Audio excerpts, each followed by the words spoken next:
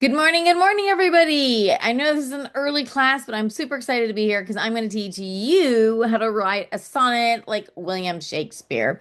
So, sonnets have all sorts of different parts. So, we're going to be diving into this, and you can definitely like tell people like, "Hey, I know how to write a sonnet," because we're going to explain it super well. I've got visuals for you to see, and that is going to be amazing. So, make sure to stick with me. I promise you we're going to make this totally understandable.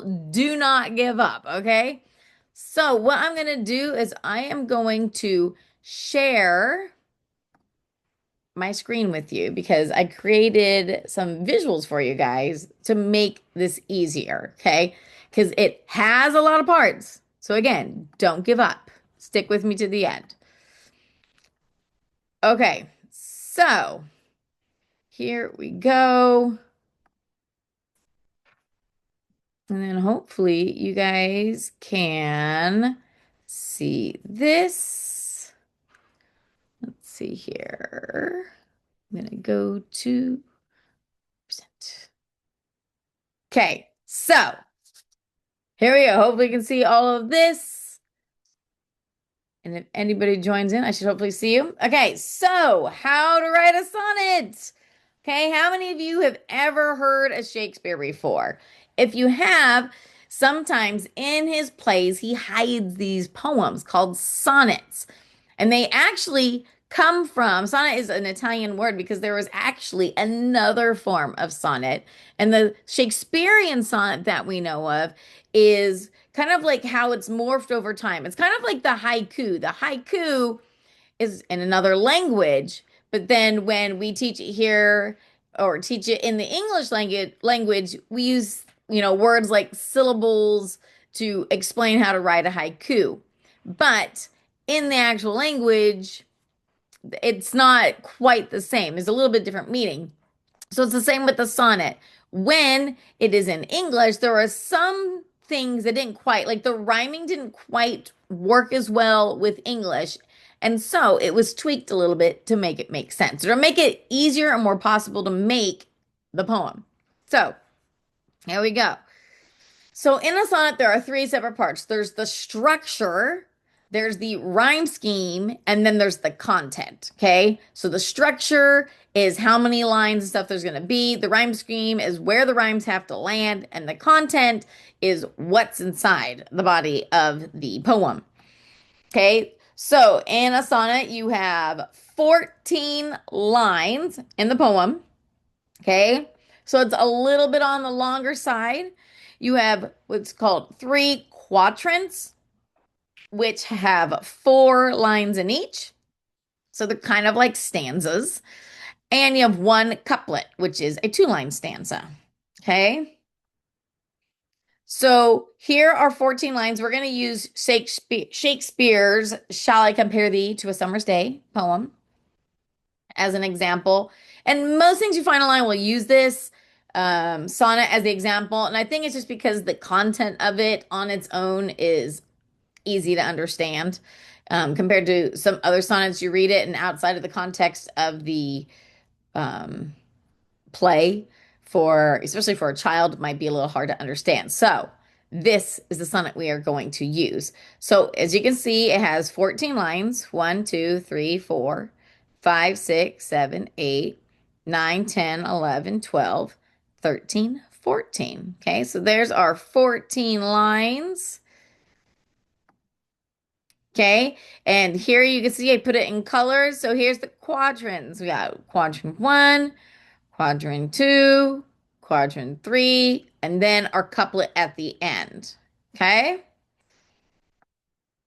And here, like if you were to put breaks in it, this is how it would look right there. Okay. So you've got 4 separate quadrants or stanzas. Okay. And then the couplet at the end. Okay. So the next important part is the iambic pentameter. So pretty much an iamb is 2 syllables. Okay. So that's all iambic means. Okay. Iamb is 2 syllables. Then pentameter If you see hidden in there is the word meter. Okay, so the word meter is hidden in there. So that's just like the meter, the rhythm of it. Okay, and then each line, each of these 14 lines, there is 5 iambs. So what does that mean? Okay, don't let it make your head explode. Okay, that just means that there's 10 syllables. Okay, 10 syllables total because 2 times 5 is 10. Okay, so each line has 10 syllables. Okay, so here are the first 2 lines of the poem. You've got, shall I compare thee to a summer's day? Thou art more lovely and more temperate. But if you notice, I have these cool black dots. Because in the iambic pentameter, what you do is you stress or say loudly or accent. Okay, so if you're in, music, accent every other syllable. Okay, so this would be shall I compare thee to a summer's day? Okay. So you're putting the emphasis not on the word, you're putting it on the syllable. Okay. Because if you notice the word compare, I put a little dash right there. So that way you realize it's 2 syllables. So come is quieter and pair gets more emphasis or an accent or a little louder. Okay. It's not really louder. It's just like, It's kind of like a heartbeat to tum, to tum, to tum, to tum, to tum. Okay, the tums get a little more oomph on them. Shall I compare thee to a summer's day? Thou art more lovely and more temperate. Okay, and so that's iambic pentameter. Okay, let me show you here. So I've got these little lines. This is each iamb. Okay, shall I is the first iamb. Compare is the second. Okay, the two, summer's day. Okay, so you've got 1, 2, 3, 4, 5 iambs with 2 syllables each, equaling 10 syllables. Okay, so those are the 2 main things, or a few main things for structure, right? You have the how many lines? It's 14 lines. It has to have 4 lines per, or 3 quadrants, 3 stanzas of 4 lines. And the last one has only 2 lines. It's a couplet, like couple, 2, couplet. Okay. And then it has to be written in iambic pentameter, which means each line gets 10 syllables and you stress the second syllable as you're reading. Okay. The second syllable of each iamb. Ah. Hey, the next part is the rhyme scheme. So if you notice over here, I still have the same colors here for each quadrant. Okay. And these are where the rhymes land. So if you remember when you're thinking about rhyme scheme, all the letter A's will have the same rhyming words. All the letter B's will have rhyming words. Okay. So if you look here, I did every other so it wouldn't get too crazy looking. But the word day and May rhyme. Okay. In between, though, you got temperate and date. They both have 8 at the end. Then C's has shines and declines. D's is dimmed and untrimmed. E's are fade and shade, where F's are oust and groused. And then the last one, you get to rhyme them right away. 2 G's, C and thee. Okay, so, and it is typical. Now, if you're just starting, I wouldn't stress over this, but my goodness, I apologize. Typically, you're not going to have, like, say the word day and May. Later on in the poem, you wouldn't have the word say and stay or something. You're not going to take one of the rhymes from earlier and use that same type of rhyme later. Now, if it's your, obviously, if it's like your first time doing this, I wouldn't worry so much about that.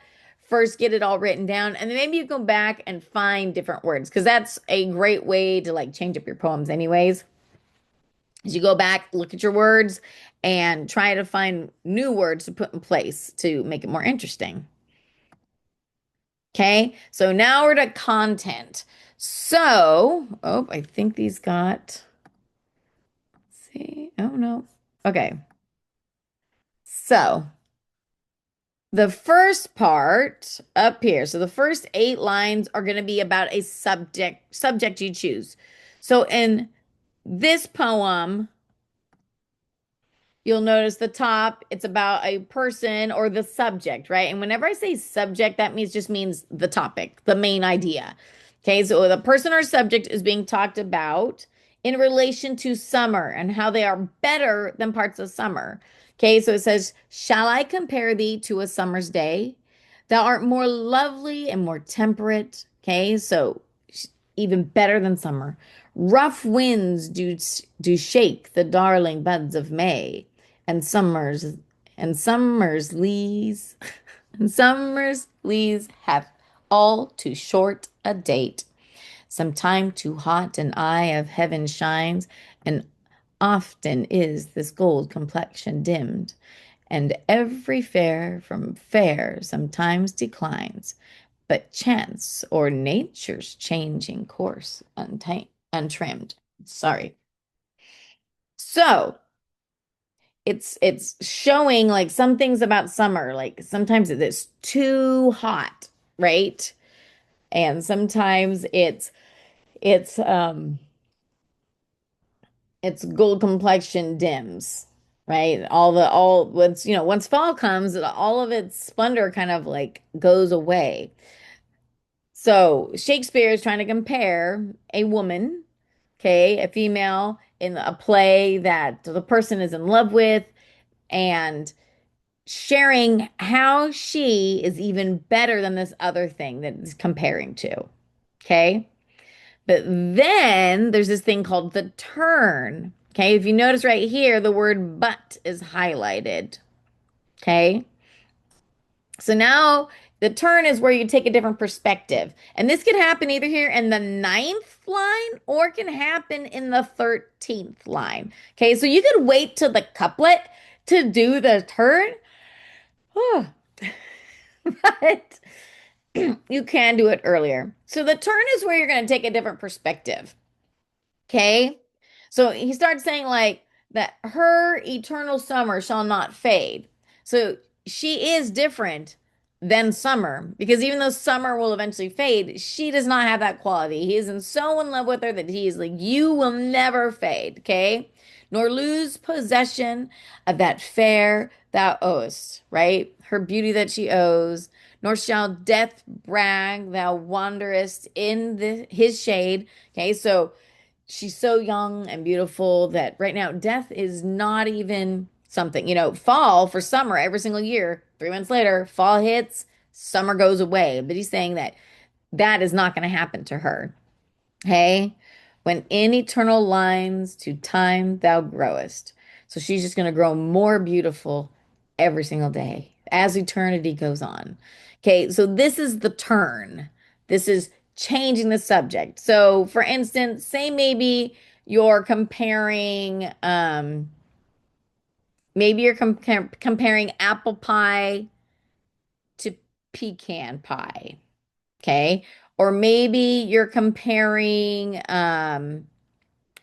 maybe it's from a scarecrow's perspective. And maybe the scarecrow is comparing, fall to winter. Like maybe like he doesn't like winter because everything dies and there's nothing left out there. And he's comparing how much he loves, the fall and how much, how busy it gets out there.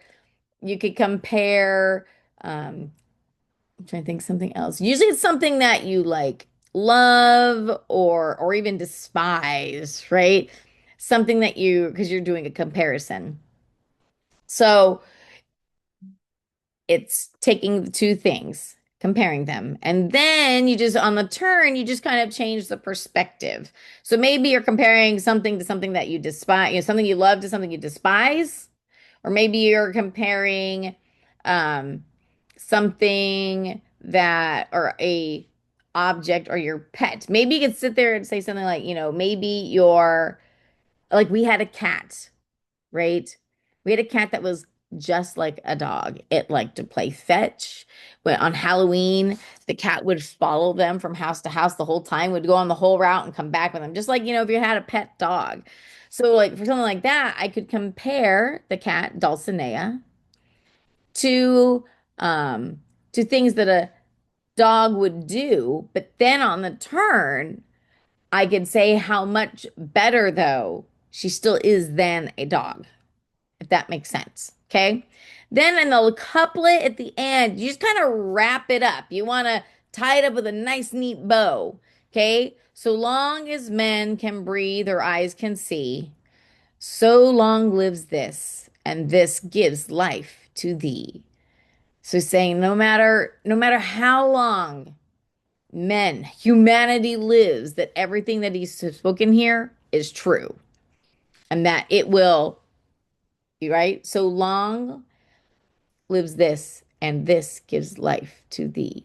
All these things are what are her life. Is what makes her so wonderful. Okay. So that is the turn. Okay. Oh, and there it is for the wrap up. Okay. So we're going to give this a try. And as usual, I like to do it right along with you. So I am also going to take out a piece of paper. Let's see here. Oh, that is not a blank piece of paper. I need a blank piece of paper. And we are going to give a sonnet a try. Okay, we're going to go step by step to make it easy. Okay, so the first thing you need to do is pick your subject. Okay, I think I'm actually going to do the kitty cat because it does fit with fall, because I'm going to write about the time that she was, yeah, because in fall time, like she'd go walking around Halloween with us. So we'll see how I can wrap that in. Hey, it might be a crazy idea. Okay, so what you're going to do is your first, you have your subject in mind. And I always encourage you to use fall, like a fall thing, because then maybe if you really like this, then you can use it for the contest. Okay, so why don't you start with, okay, remember we got 10 syllables. So, and remember the first two don't rhyme, it's every other one rhymes. So, let's get started here. So, you need 10 syllables. So, let's just do the first two lines. 10 syllables, first two lines, describing and comparing one subject to another. Okay. And I'll give you a few minutes to do that. Okay. Perfect. Okay, so I left this up so you could see the structure. Okay.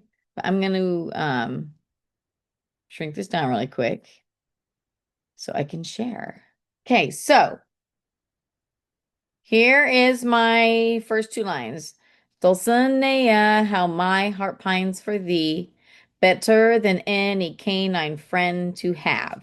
Okay, so you notice these don't rhyme. Thee and have don't rhyme, but they're going to be the rhyming words for the next two lines.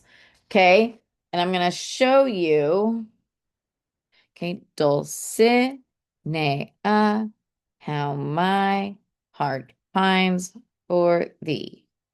Okay, so we've got 1, 2, 3, 4. My poem will not look pretty by the end. Okay, so right there, okay, Dulcinea, how my heart pines for thee. So we got 1, 2, 3, 4, 5 iambs, 2 syllables each, right? Your 10 syllables.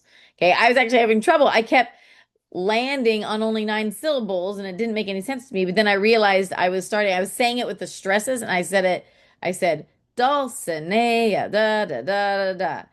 And it was landing right. Okay, so make sure it helps you da, da, da, da, da, da.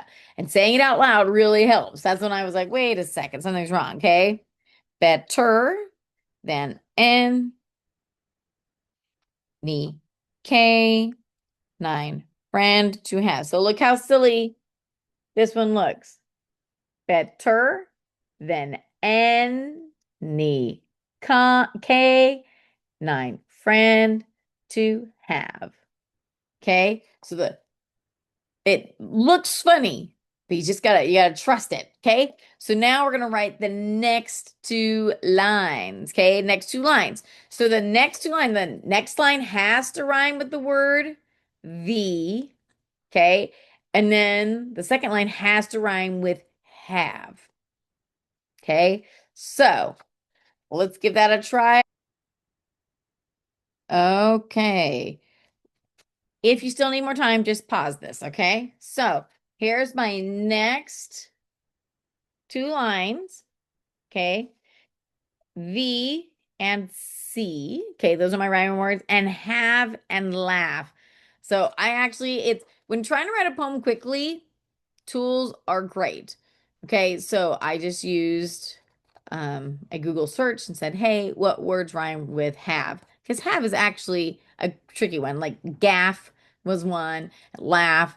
So even though have has a V sound, we typically say have, right? It almost has like an F type sound at the end. So my next two ones on Halloween, each neighbor looked to see a cat more tame than dog on leash and laughed. Okay, so I'm trying to create the imagery. You know, you got a kitty cat walking along, better than a dog on a leash, right? Because even a dog on a leash sometimes pull and yank. So the kitty cat is acting even better than dog on a leash. Okay, so now the next quadrant or stanza, okay, is going to have its own set of rhymes. So you don't need a rhyme at all with the past lines. Okay, so now you're going to write 2 to 4 more lines, okay, about still you're developing your thought. We're not doing a turn yet. We're not changing perspective. Okay, so I'm going to keep writing about how the cat is better than a dog. Okay, so here we go. I'm going to pause this for a second because I want to show you. Okay. So I said, let's see here. When tossed a ball, she brings it back straightway. And then I put, she drops it in my lap. No slobber there. But guess what? Then I go to the next line and then I say, her silky fur is smooth with no dog smell. But then I realized smell and way don't rhyme. Okay. So I wanted to show you this because now what I'm going to do is I want to take the same idea and hopefully twist it and change it. So that way I can have it end with something that rhymes with way. Okay. So I'm going to keep playing the music. We're going to keep going. I wanted to show you the mistake I made. And now I'm going to try to switch around the words to make it work. Okay. Okay. So I was able to mix it up. So her silky fur. Okay, so I had the problem with the fur thing and the stinky dog smell. Okay. Here's my second, I've completed my second quadrant. Okay. When tossed a ball, she brings it back straightway. She drops it in my lap, no slobber there. Her silky fur is sweet, no stench at play. A friend can come visit and not be scared. Okay. So right now, if you notice, I'm kind of pointing out things like the cat is like this, but there's a quality that is better than a dog. Okay. So for instance, dog smell, like there's nothing I dislike more than petting a dog and then you just smell like the dog. Or when a dog comes in the house and it smells like dog in the house. Or slobber, when you play fetch with a dog and the dog just gets slobberier and slobberier and slobberier. That wouldn't happen with Dulcinea. It stayed, nice and clean and dry feeling. And then, um, and yeah, comparing her fur, right? So I've used the word play to rhyme with way. So her silky fur is sweet, no stench at play. Okay. So like no stinkiness when it's playing, or it's almost like a play on words because it could be either when playing, physically playing, or no stench at play. Like there is no stench playing with the air. Okay. So there's two different ways. And then the last line, a friend can come visit and not be scared. Okay. And not be scared. Because how often, like, I know I go to people's houses, and if they've got a dog in the yard, I'm not going in that yard, even if they're expecting me. I'll call them before I'm going to step foot in the yard with a dog. Okay. So there is the second quadrant. Okay. So now we have to decide. You have to decide. Are you going to create the turn right now, or are you going to wait for the couplet wrap up? I'm going to attempt to do the turn right now because to me, this is kind of like the more tricky thing. So you're trying to take, let's go back to our document here. Okay. Let's go back to the document and let's go down to where it's talking about the turn. Okay, so the person or subject is being talked about in relation to summer or how they are better than parts of summer. Okay, so I have been focusing on a dog and how the dog is, or the cat is better than a dog. Okay, and then the change is to talk about how the subject's beauty will never fade. Okay, so if I take that idea, I'm going to talk just more specifically about Dulcinea the cat. Maybe some of her features that we as a family liked about her, but pretty much just be focusing. Okay. So on the turn, remember it says, and this one uses the word but. Okay. So for me, that won't quite, it might work. I don't know. I'll see how it will work. But this uses the what word but because it's comparing it to the summer's day and all the bad things that are in the summer's day. But this says, but that eternal summer shall not fade, nor lose possession, nor lose possession of the fair thou owest, nor shall death bring thou wanderest in this his shade when in eternal lines to time engrossed. Okay. So he's pointing out these wonderful things about the person. Okay. So think about wonderful things about your subject. You're going to turn, you're going to share more rather than comparing directly. You're going to focus more on just the attributes that the subject has. Okay. So we're going to give that a try. I'm super excited. Okay, so I actually started my last line for the couplets, but I wanted to show you right here again. I had a little problem. I ended with a non-rhyming line and then I had to rethink it. Okay, so here we go. But even though, hold on. But even though she had some canine traits, her feline love is what made her stand out. She purred, she rubbed, and at the door she waits, with calm excitement written on her pout. Okay, so I've got traits and waits and out and pout. Pout, my little lips. Okay. So I get a bit creative there. And that's why, like, sometimes, you might read poetry and you're like, I have no clue what it's saying. But it's because when writing poetry, especially if you're rhyming, sometimes you have to write things a little bit out of what you would feel is the normal order or use words that you wouldn't normally use or use in that order. Okay. So her feline love is what made her stand out with calm excitement written on her pout. Okay, I just skipped the line in between just to show you that like it makes sense, but I typically wouldn't be like, oh, with calm excitement written on her pout. Okay, and that's what makes Shakespeare kind of fun, is things aren't always written as you normally would say it. Okay, so now we just have the couplet left. This is the last part.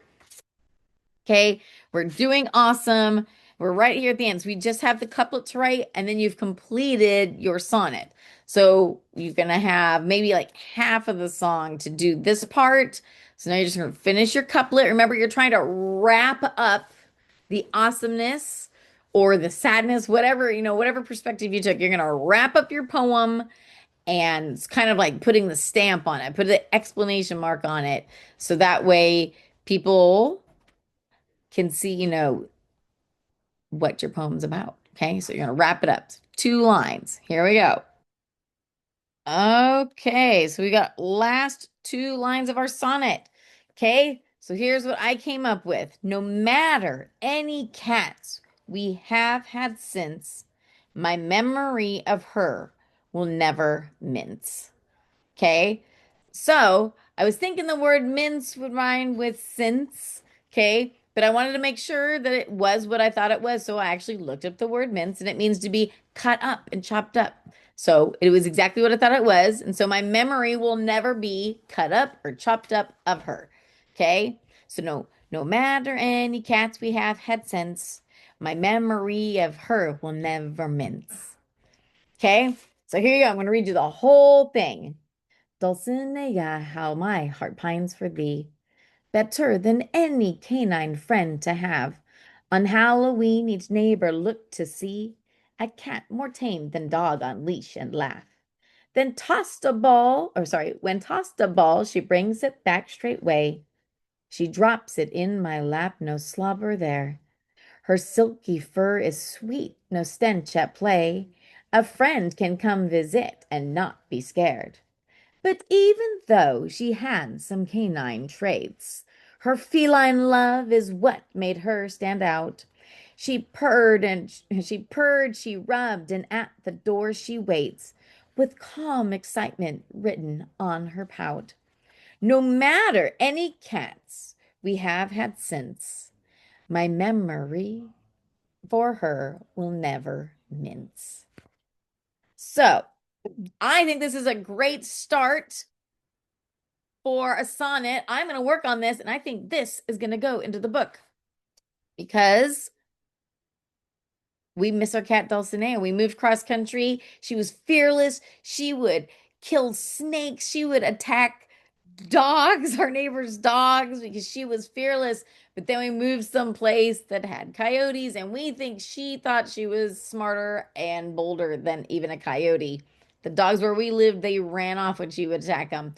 So we miss our Dulcinea, and I would love to put a poem about her in the book. It would be very special. So I hope you have a really special topic you came up with.